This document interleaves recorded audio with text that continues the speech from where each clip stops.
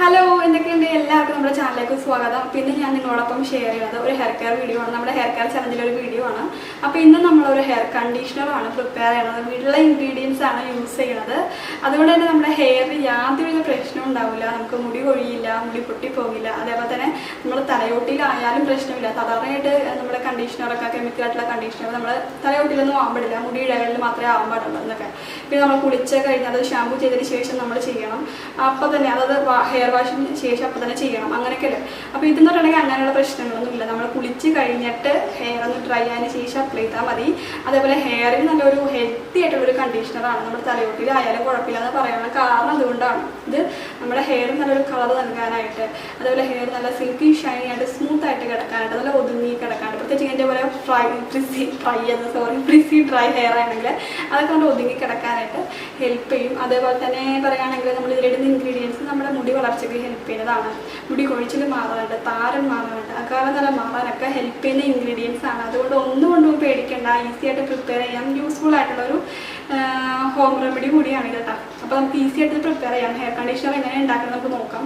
അപ്പോൾ അതിനു മുമ്പ് നിങ്ങളുടെ ചാനൽ ആദ്യമായിട്ട് കാണുകയാണെങ്കിൽ എൻ്റെ ചാനൽ ഒന്ന് സബ്സ്ക്രൈബ് ചെയ്യുക. അതുകൊണ്ട് താഴത്തൊരു ബെല്ലൈക്കൺ ഉണ്ടാവും, അതും കൂടി ക്ലിക്ക് ചെയ്യുക. എന്നാൽ മാത്രമേ ഞാനിടുന്ന ഇതേപോലെ എല്ലാ വീഡിയോസിൻ്റെയും നോട്ടിഫിക്കേഷൻ നിങ്ങൾക്ക് എല്ലാവർക്കും കിട്ടുള്ളൂ.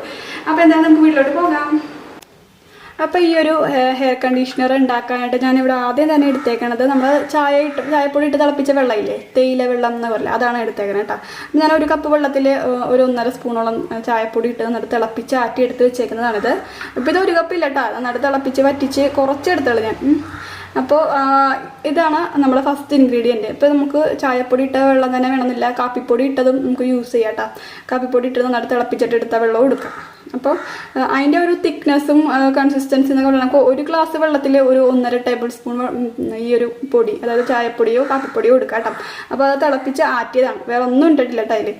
അപ്പോൾ അതാണ് ഫസ്റ്റ് ഇൻഗ്രീഡിയൻറ്റ്. സെക്കൻഡ് ഇൻഗ്രീഡിയൻറ്റ് എന്ന് പറഞ്ഞിട്ടുണ്ടെങ്കിൽ നമ്മൾ അലോവേറ ജെല്ലാണ് എടുക്കുന്നത്. ഞാനിപ്പോൾ വാവ് എന്നുള്ള കമ്പനിയുടെ അലോവേറ ജെല്ലാണ് എടുക്കുന്നത്. നമുക്ക് നാച്ചുറലായിട്ടുള്ള ആ ഒരു കറ്റാർവാഴയുടെ ജെല്ലും എടുക്കാം. അപ്പോൾ അതിൻ്റെ ഉള്ളിലുള്ള ആ ഒരു ജെല്ല് മാത്രം മതിയേ. അപ്പോൾ ഇത് ഞാനിപ്പോൾ 1 ടേബിൾ സ്പൂണോളം ഇട്ട് കൊടുക്കണം കേട്ടോ. ഇതിൻ്റെ തീരാറായി. ഇപ്പോൾ ലോക്ക്ഡൗൺ ആയതുകൊണ്ട് ഇതൊന്നും വാങ്ങിക്കാനുള്ള ഒരു സിറ്റുവേഷൻ ഇല്ല സത്യം പറഞ്ഞാൽ. പിന്നെ ഇവിടെ എനിക്ക് കുറേ കറ്റാർവാഴ ചെടിയൊന്നും ഇല്ല. ഞാൻ ശ്രമിക്കുന്നുണ്ട് അതിൻ്റെ ഒരു തൈ കിട്ടുകയാണെങ്കിൽ നടാനായിട്ട്, അതൊന്നും ഇല്ല ഇപ്പം. അപ്പോൾ ഇത് ഇത്ര ആട്ടാണ് ഇടുന്നത്.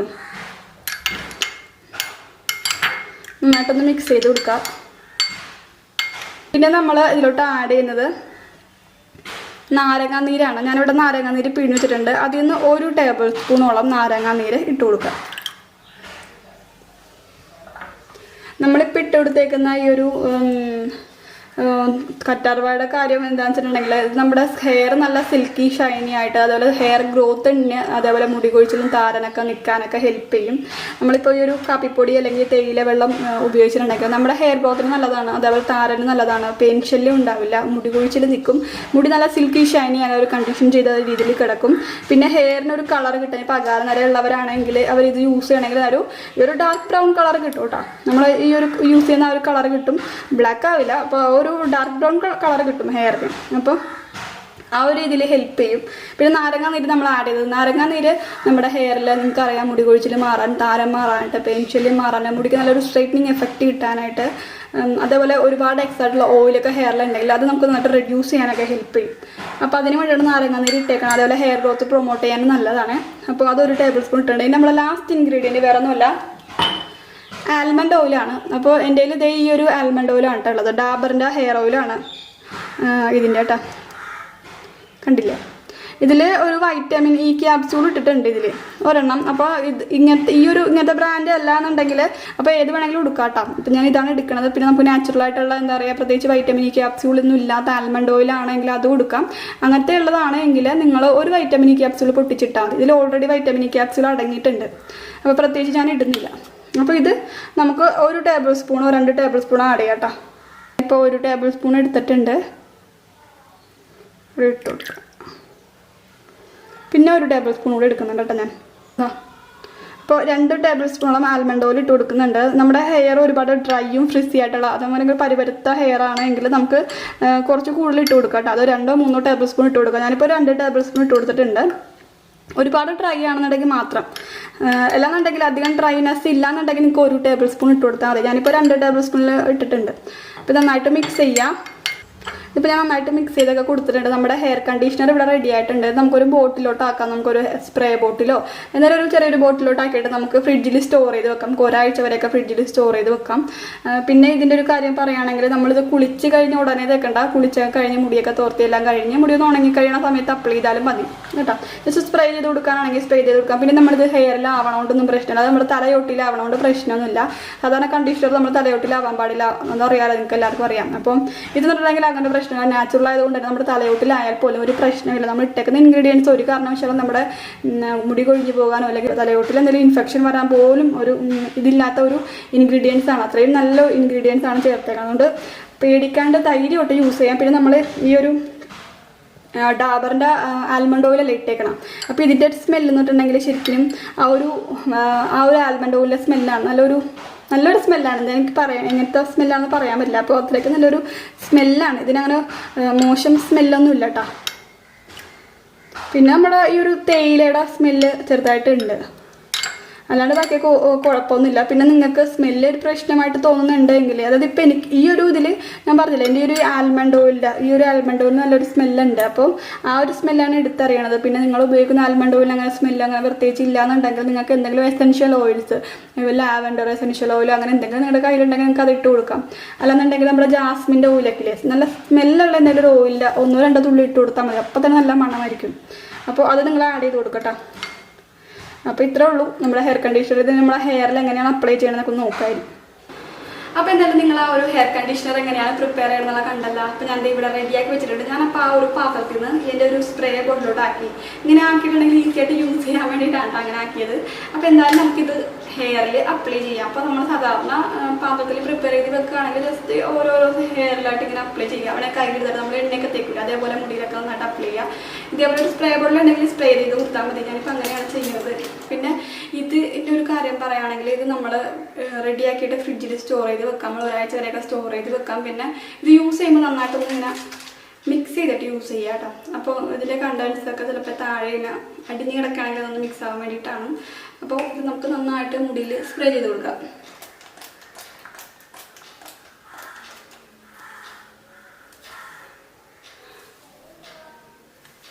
കണ്ട മുടി നന്നായിട്ട് ഒതുങ്ങുന്നില്ലേ? ഇനി ഇവിടത്തെ എടുക്കാൻ ഇവിടെ തന്നെ ഉണ്ട് പർവ്വതം പോലെ കിടക്കുന്നുണ്ട്. പർവ്വതം പോലെ കിടക്കുന്നത്. അപ്പോൾ ഇനി ഇവിടെ ഒഴിച്ചു കൊടുക്കുക. ഇത് കുറേയൊന്നും വരുന്നില്ലല്ലോ. ഞാൻ ഇതിൽ നാരങ്ങ പിഴിഞ്ഞപ്പോഴേ നാരങ്ങയുടെ ഇതില്ലേ ഇത്തിരി സംഭവമൊക്കെ ഇതിൻ്റെ ഉള്ളിലോട്ടായിട്ടുണ്ട്. ചിലപ്പോൾ അതുകൊണ്ട് ചെറിയതായിട്ട് ബ്ലോക്ക് ആവാനുള്ള ചാൻസ് ഉണ്ടെന്ന് തോന്നുന്നു. അതായിരിക്കും. എന്തായാലും നമുക്ക് സ്പ്രേ ചെയ്ത് കൊടുക്കാം.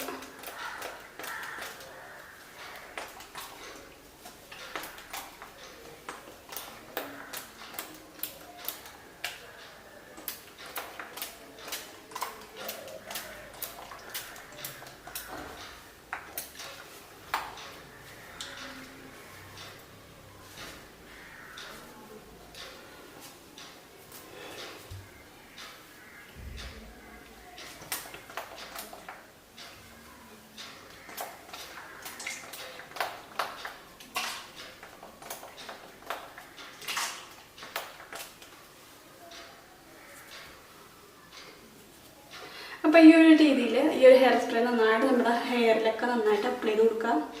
മതി, ഇത്രയും മതി.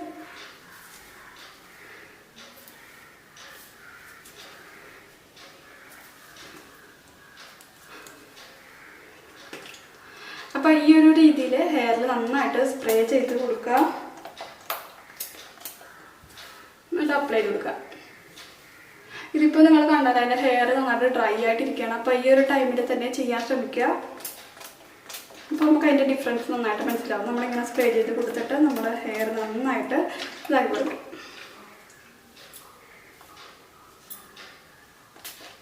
അപ്പോൾ ഈ ഒരു മുടിയുടെ തുമ്പിൻ്റെ ഭാഗത്തൊക്കെ ആണെങ്കിലും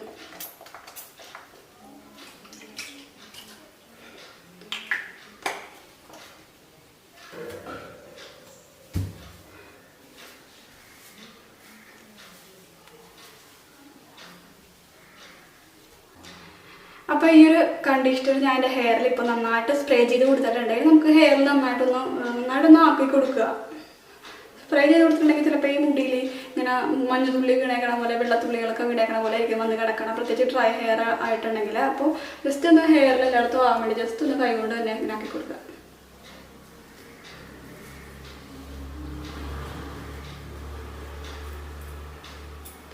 അപ്പോൾ നമ്മുടെ മുടി ഒന്ന് ഒതുങ്ങി കിട്ടും കേട്ടോ.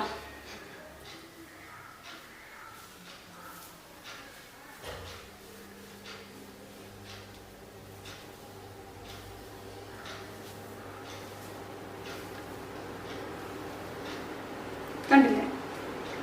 അപ്പോൾ ഈ ഒരു രീതിയിലാണ് ഇത് അപ്ലൈ ചെയ്ത് കൊടുക്കേണ്ടത്. പിന്നെ ഇതിന് ഞാൻ നേരത്തെ പറഞ്ഞ പോലെ തന്നെ നിങ്ങൾ ഇതിൻ്റെ ഒരു സ്മെല്ല് പ്രശ്നം നിങ്ങൾക്ക് ഉണ്ടെന്നുണ്ടെങ്കിൽ നിങ്ങൾ എന്തെങ്കിലും ഒരു എസെൻഷ്യൽ ഓയിൽ, നല്ല സ്മെല്ലുള്ള essential oil, lavender essential oil, orange essential ഓയിലോ വെള്ളി വരുന്നുണ്ട്, സോറി.